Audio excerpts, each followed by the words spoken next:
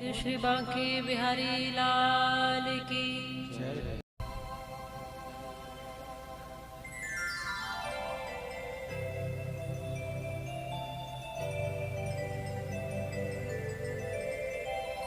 प्रभु प्यारे से जिसका संबंध है, श्याम प्यारे से जिसका संबंध है, उसे हर घड़ी आनंद ही आनंद है।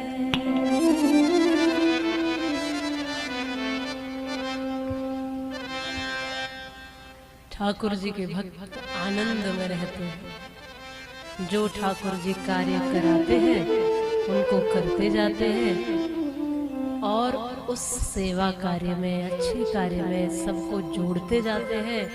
अगर कोई जुड़ता है ये उसका सौभाग्य है, अगर कोई नहीं जुड़ता है तो ठाकुर जी से प्रार्थना करते जाते हैं सद्बुद्धि देना, इसको भी अपनी सेवा में जोड़ लेना। पर ठाकुर जी के भक्त विचलित नहीं होते हैं।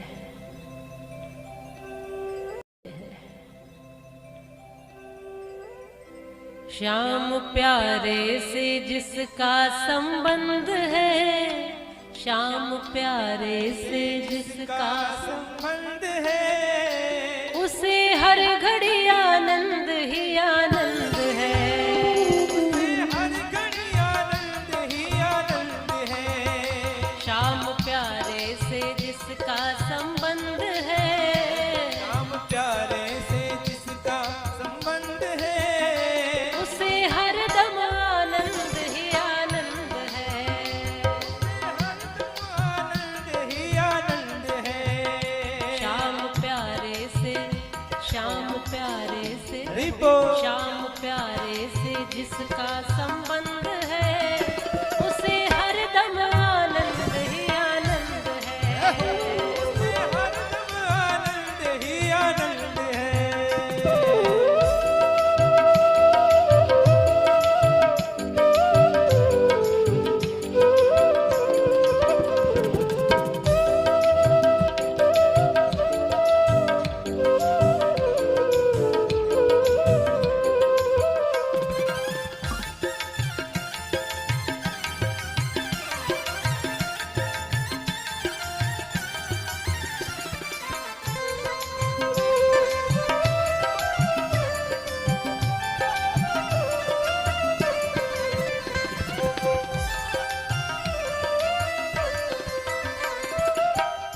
झूठी ममता से करके किनारा, झूठी ममता से करके किनारा, लेके सच्चे प्रभु का सहारा, लेके सच्चे प्रभु का सहारा।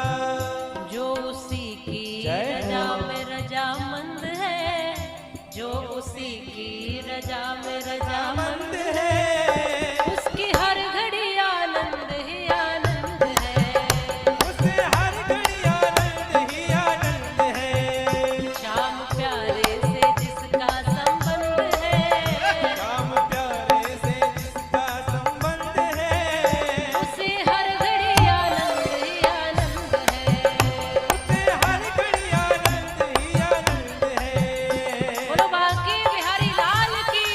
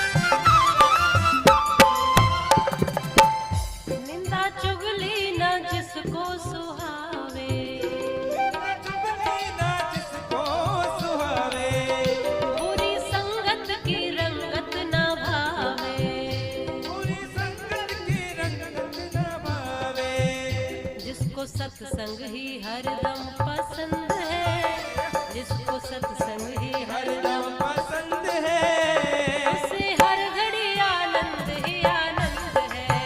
उसे हर घड़ी आनंद ही आनंद है। श्याम प्यारे से जिसका संबंध है, श्याम प्यारे से जिसका संबंध है, उसे हर घड़ी आनंद ही आनंद है। उसे हर घड़ी आनंद ही आनंद है।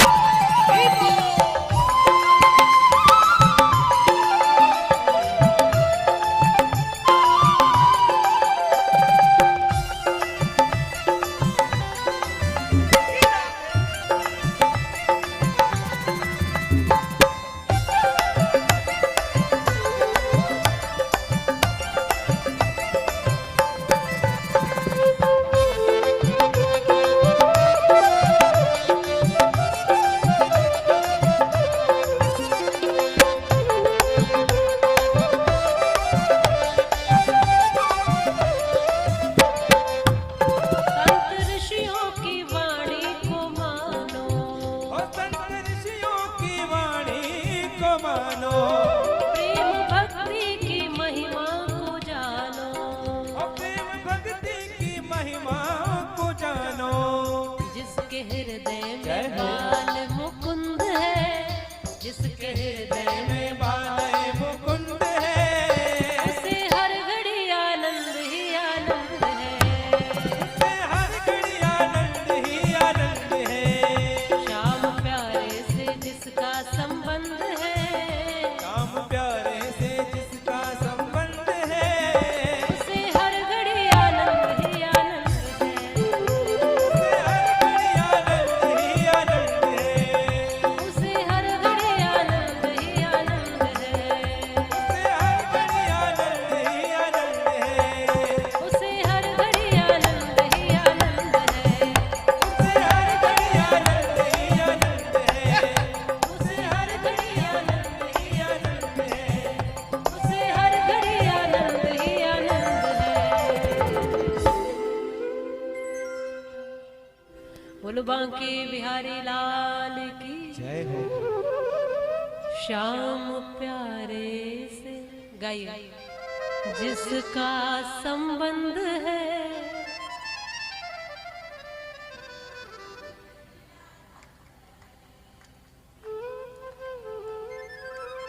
संबंध है। भाइयों की तरफ से आवाज नहीं। बोलो शिवा के बिहारी लाल की। श्याम प्यारे से जिसका संबंध है,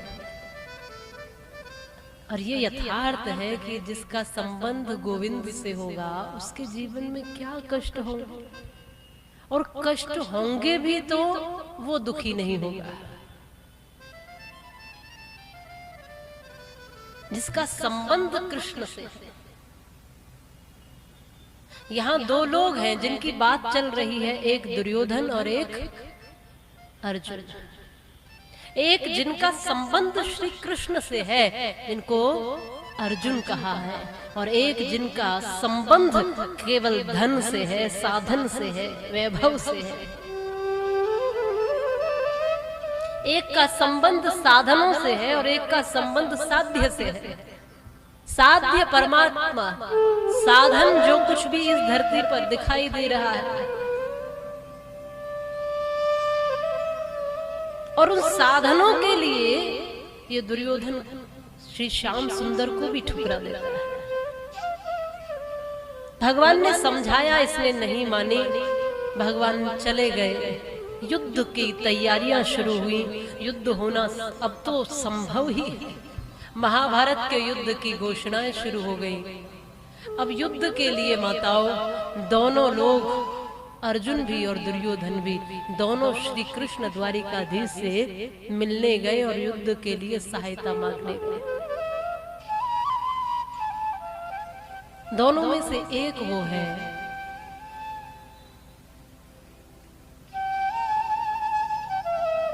जिसे दुर्योधन कहा, वो पहले गया और भगवान विश्राम कर रहे थे तो सिर की तरफ बैठा, अर्जुन जाकर चरणों में बैठे। भगवान उठे तो कहा, अर्जुन तुम कब आए? तो दुर्योधन कहता है कि मैं पहले आया हूँ, मुझे कैसे नजरअंदाज करते हो? अरे भगवान की नजर तो भक्त पर ही होती है। मांगने आया है, याचक बनकर आया है, फिर भी अहंकार पूरा है।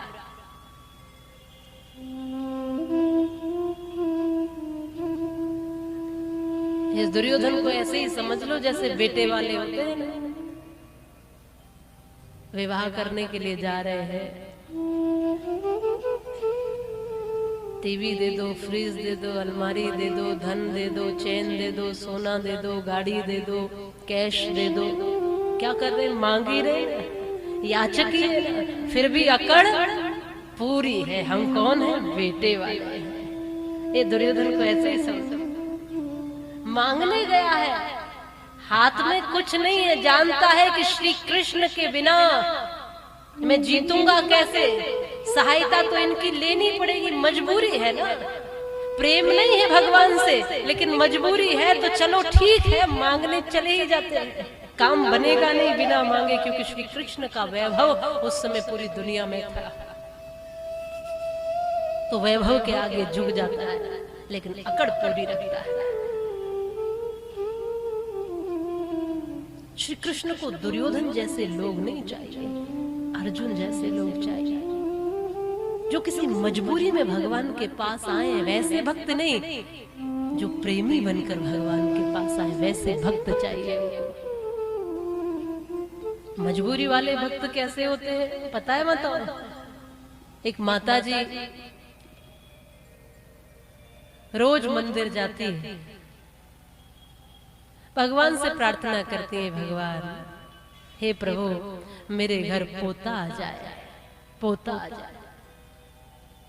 जाते जाते फलों की दुकान से फल ले जाती हैं, फल में भी केले ले जाती हैं, और केले में भी वो केले ले जाती हैं जिनको कोई न खाए। दुकानदार ने भी जो छांट कर बिल्कुल अलग कर दिए हैं कि फेंकने ही पड़ेंगे, तो दुकान पर आकर कहती हैं कि केले दे दो। उसने कहा ये देखो बढ़िया बढ़िया, उसने कहा ये नहीं चाहिए, वो वाले दो सस्ते से, बिल्कुल काले काले पिलपिले से। अरे खाने को नहीं चाहिए, चढ़ाने को चाहिए, भगवान को चढ़ाने।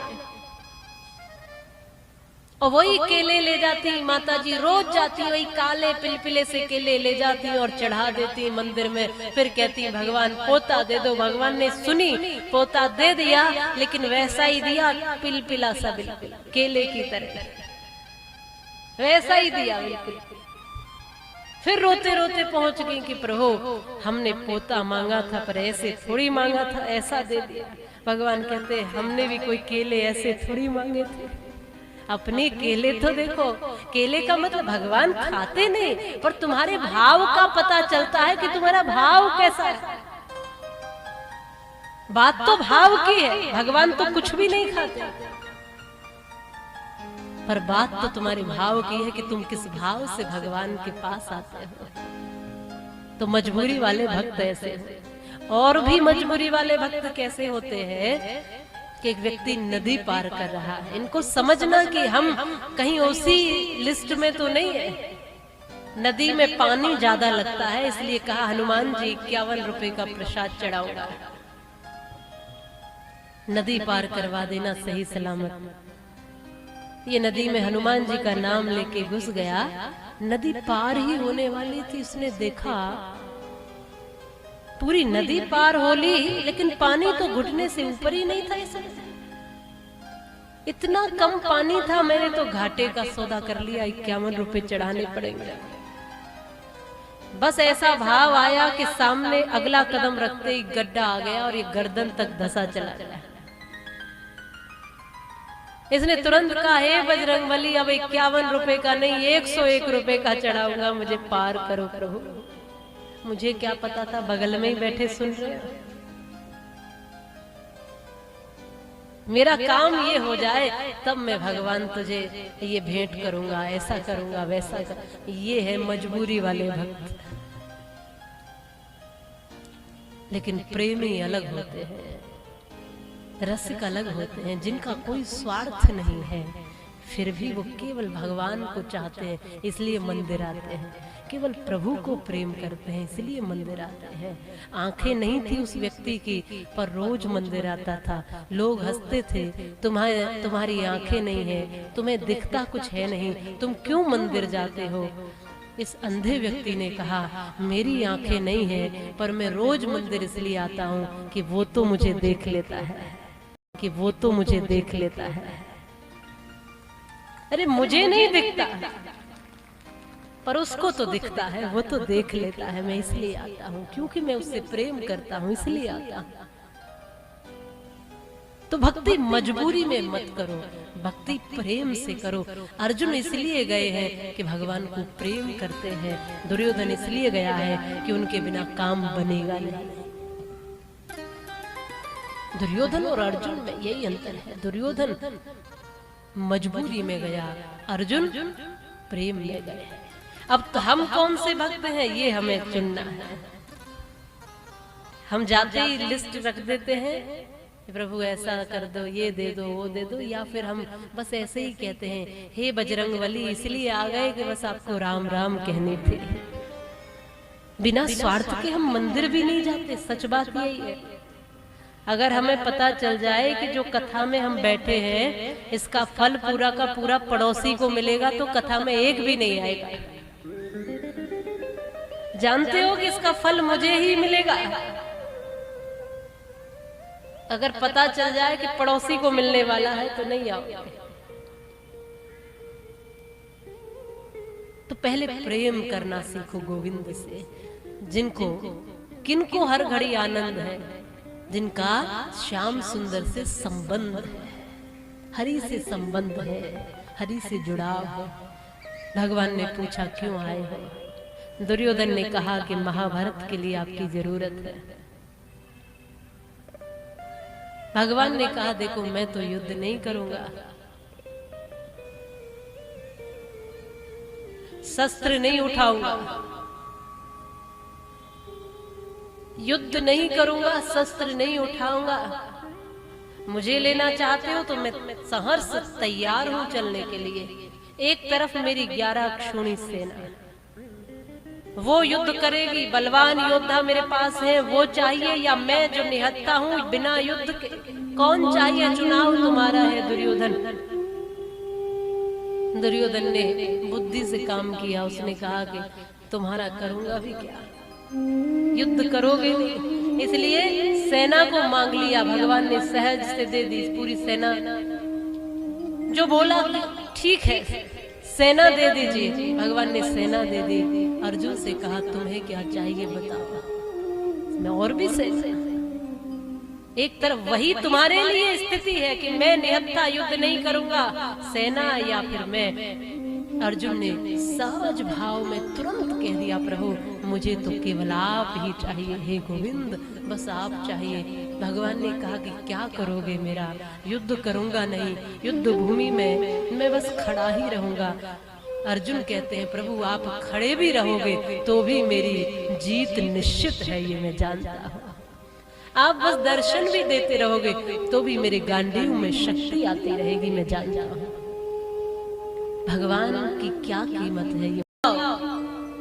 लेकिन भगवान के काम में, धर्म के काम में, रिश्तों में बुद्धि नहीं लगाया करते हैं। लेकिन सबसे ज्यादा बुद्धि व्यक्ति भगवान के काम में ही लगाता है, सबसे ज्यादा यही लगाता है। जहां लगानी है वहां नहीं लगाओगे। ये समझ जाओ कि बुद्धि व्यापार में लगाओ, लेकिन भगवान के काम में सिर्फ हृदय से काम करो, भाव से काम करो, प्रेम से काम करो, क्योंकि वो हृदय में ही समा सकता है, बुद्धि में वो समा नहीं सकता है। भगवान स्वयं सारथी बने हैं, स्वयं श्री कृष्ण सारथी बने, बागडोर संभाल ली, रथ पर बिठा लिया अर्जुन को, और अब पूछा कि कहां लेकर चलना है, रथ को बताओ। अर्जुन कहते हैं प्रभु आप खड़े भी रहोगे तो भी मेरी जीत निश्चित है, ये मैं जानता हूं। आप बस दर्शन भी देते रहोगे तो भी मेरे गांडीव में शक्ति आती रहेगी, मैं जानता हूं। भगवान की क्या कीमत है ये भक्त जानता है। इसलिए हमेशा बुद्धि से ही मत चलो। व्यापार करो तो बुद्धि लगाओ, लेकिन भगवान के काम में, धर्म के काम में, रिश्तों में बुद्धि नहीं लगाया करते हैं। लेकिन सबसे ज्यादा बुद्धि व्यक्ति भगवान के काम में ही लगाता है, सबसे ज्यादा यही लगाता है। जहां लगानी है वहां नहीं लगाओगे। ये समझ जाओ कि बुद्धि व्यापार में लगाओ, लेकिन भगवान के काम में सिर्फ हृदय से काम करो, भाव से काम करो, प्रेम से काम करो, क्योंकि वो हृदय में ही समा सकता है, बुद्धि में वो समा नहीं सकता है। भगवान स्वयं सारथी बने हैं, स्वयं श्री कृष्ण सारथी बने, बागडोर संभाल ली, रथ पर बिठा लिया अर्जुन को, और अब पूछा कि कहां लेकर चलना है, रथ को बताओ। अर्जुन बैठे हुए पीछे कहते हैं, प्रभु जब बागडोर पकड़ ही ली है तो अब मुझे क्या पूछते हो कहां ले जाना है, जहां ले चलोगे वहीं मैं चलूंगा, और जहां नाथ रख लोगे वहीं मैं रहूंगा। जिधर ले चलो प्रभु आपकी मर्जी। जब छोड़ ही दी बागडोर और आपने संभाल ही ली तो अब मुझे क्या पूछते हो।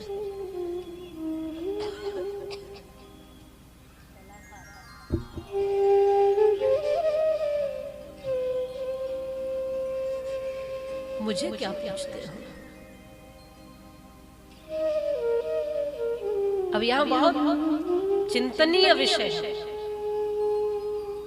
भगवान के ऊपर छोड़ दिया तो भगवान ने कहां ले जाकर खड़ा किया, कुरुक्षेत्र के बीच मैदान में।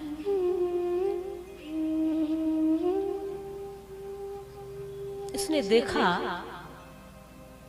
कहां खड़ा किया, जहां सामने भीष्म पितामह, द्रोणाचार्य, कृपाचार्य, अपने ही बंधु बांधव, और भगवान ने कहा देख लो ध्यान से, तुम्हें इन्हीं से युद्ध करना है। ये न समझना कि भगवान पर हमने सब छोड़ दिया तो अब बस, अब तो कुछ करने की जरूरत ही नहीं है, अब तो सब बहुत बढ़िया बढ़िया होगा। भगवान सबसे पहले तुम्हारी परीक्षाएं लेंगे, और इतनी लेंगे कि तुम देते देते थक जाओ। वो भी तो टटोलेंगे कि जिसने मेरे ऊपर सब छोड़ा है उसमें कुछ दम है भी कि नहीं है। इसलिए आप कहते हो ना कि देखो हम तो बहुत भजन करते हैं फिर भी भगवान हमें ज्यादा दुख देता है, टटोलता है वो, तुम कुछ भीतर से हो भी कि नहीं। राम जी तो स्वयं, श्री ठाकुर जी स्वयं इस धरती पर आए, देखा नहीं आपने कि पूरा पूरा जीवन उन्होंने स्वयं आकर कितने कष्टों में बिताया।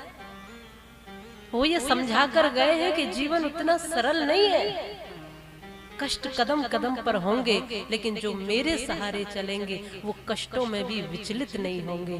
इस मार्ग में फूल भी होंगे और कांटे भी होंगे, पर मेरे भक्त कांटों पर चलते हुए भी मेरा धन्यवाद ही करेंगे। आज विचलित हो गए अर्जुन। भगवान जब कहते हैं कि इनसे युद्ध करना है, जितने बार भी ये दिख रहे हैं देख लो ध्यान से, इन्हीं से युद्ध करना है।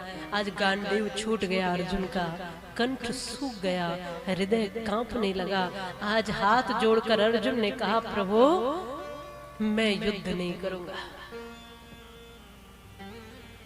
मैं युद्ध नहीं करूंगा। गांडीव डाल दिया, मैं युद्ध नहीं करूंगा, ना मुझे विजय चाहिए, ना जीत चाहिए, ना यश चाहिए, ना कीर्ति चाहिए, मुझे कुछ नहीं चाहिए, पर मैं अपने बंधु बांधवों को नहीं मारूंगा। प्रभु आप कहते हो ये भीष्म पितामह जिन्होंने कंधे पर बिठाया, बस मैं उन पर बाण चलाऊं। आप कहते हो ये द्रोणाचार्य, कृपाचार्य जिन्होंने धनुष पकड़ना सिखाया, मैं अपने धनुष से इन्हीं को मार दूं।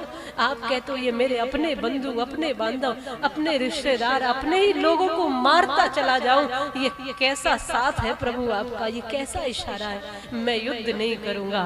भगवान श्री कृष्ण ने कहा अर्जुन थोड़ा इस मोह से बाहर आकर देख तो पता चलेगा कि इनमें से तेरा अपना कोई भी नहीं है। आज यहां से गीता का ज्ञान शुरू हुआ है, गीता का उपदेश शुरू हुआ है। ध्यान से अगर देखेगा तो इनमें से कोई तेरा अपना नहीं है। तू किन अपनों की बात करता है? जिन अपनों ने तुम्हें जीवन भर रुलाया, 5 पांडव और कुंती के 7 लाख का गृह बनवाकर इन्होंने ही मारने का प्रयास किया, ये तुम्हारे अपने हैं। जिन्होंने भीम को विष दिया, ये तुम्हारे अपने हैं। जिन्होंने जुआ में सब कुछ हड़प लिया, ये तुम्हारे अपने हैं। जिन्होंने द्रौपदी के वस्त्र हरण करवाए, चीर खिंचवाया, ये तुम्हारे अपने हैं। इन्हीं तुम्हारे अपने दुर्योधन ने कहा था कि नग्न करके जंघा पर बिठाऊंगा, ये तुम्हारे अपने हैं। जिन्होंने बार बार रुलाया, बार बार खून के आंसू दिए, मैं शांति दूत बनकर गया, 5 गांव मांगे तो भी मुझे पीछे कर दिया और कहा कि एक सुई की नोक के बराबर नहीं मिलेगा, क्या ये तुम्हारे अपने हैं? जब जब तुम पर कोई आपत्ति आई तो इन्हीं की वजह से आई, क्या ये तुम्हारे अपने हैं? जब जब तुम्हें जरूरत पड़ी तब इनमें से कोई तुम्हारे सामने नहीं था, क्या ये तुम्हारे अपने हैं? अपने ये नहीं है। डॉक्टर अब्दुल कलाम जी की 2 पंक्तियां आपने सुनी होंगी, सपने वो नहीं होते जो सोने पे आते हैं, सपने वो होते हैं जो सोने ही नहीं देते। इसमें 2 लाइनें और जोड़ी है कि अपने वो नहीं होते जो रोने पे आते हैं, अपने तो वो होते हैं जो रोने ही नहीं देते हैं, जो रोने ही नहीं देते। कौन से तुम्हारे ये अपने हैं जिन्होंने तुम्हें जीवन भर रुलाया, ये तुम्हारे अपने? क्या भीष्म पितामह द्रोणाचार्य कृपाचार्य उस सभा में नहीं थे जिसमें द्रौपदी चीख चीख कर पुकार रही थी, मेरी रक्षा करो, मेरी लाज बचाओ? ये तुम्हारे अपने नहीं है। अर्जुन, थोड़ा मोह को हटाकर देखोगे और तुम ये सोचते हो कि तुम मारने वाले हो, तो तुम मारने वाले किसी को नहीं हो। जो भी करता धरता है सो भगवान स्वयं करते हैं। तुम किसी की मृत्यु का कारण नहीं हो।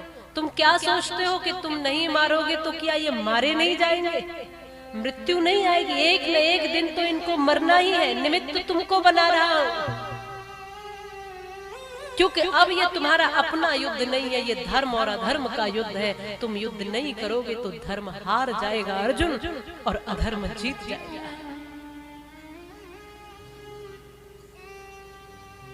बात शरीर की है तो शरीर जिंदा ही नहीं होता। शरीर तो सबके मरे हुए ही है, शरीर किसी का जिंदा नहीं है। तो शरीर को तुम क्या मारोगे जो मरा ही हुआ है, और आत्मा को तुम मार नहीं सकते क्योंकि वो अमर है। तो तुम तो बस निमित्त बन रहे हो, बाकी जन्म और मृत्यु का कारण तो परमात्मा ही है। तुम धर्म के पक्षधर बने खड़े हो, धर्म की जय जय हो, इसके लिए खड़े रहो। यही सोचना था तो पहले सोचना था। अब युद्ध भूमि में आकर ऐसा सोचना कायरता कहलाता है। बॉर्डर पर, सीमा पर हमारे सैनिक खड़े हैं, सामने से शत्रु हमला करने को खड़े। उस समय में सैनिक कह दे कि हमें नहीं युद्ध करना, ये वो समय नहीं है, ये सोचने का भी समय नहीं है अब तो। हाँ, पहले सोचना था युद्ध नहीं चाहिए, यश नहीं चाहिए, कुछ नहीं चाहिए था तो पहले ही नहीं आना था। अब युद्ध भूमि में खड़े हो, सामने शस्त्र लिए सब खड़े हैं। तुम युद्ध नहीं भी करोगे तो भी वो तो युद्ध करने वाले हैं। धर्म हार जाएगा, अधर्म जीत जाएगा। आज समझाते हुए कहा, नैनम छिद्दन्ति शस्त्राणि नैनम दहति पावकः न चैनम क्लेदयन्ति आपो न शोषयति मारुतः। अर्जुन, आत्मा अजर और अमर है, कोई मारने वाला इसको है नहीं। शरीर पहले ही मृतक है, क्योंकि आत्मा निकलती है तो शरीर तो वैसे ही मृतक ही हो जाता है, तो शरीर में कुछ है ही नहीं। इसलिए मैं कहता हूँ कि युद्ध करो, इस कायरता को छोड़ो, खड़े हो जाओ। हे गांडीवधारी, हे पार्थ, तुम उठो और युद्ध के लिए तैयार हो जाओ। आज भगवान श्री कृष्ण ने अपना विराट स्वरूप इस कुरुक्षेत्र के मैदान में दिखाया, और जब विराट रूप का दर्शन किया तो अर्जुन का मोह दूर हुआ।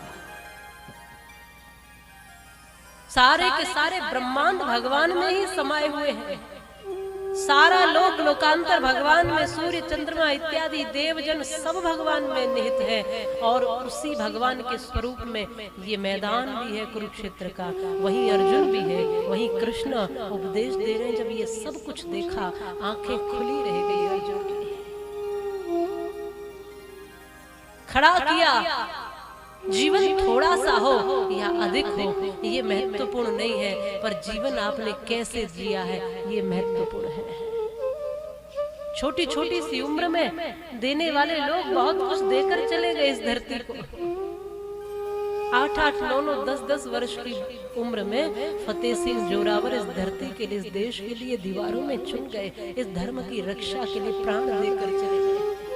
23 वर्ष के भगत सिंह फांसी चढ़ गए। छोटी छोटी उम्र में देने वालों ने बहुत कुछ दे दिया।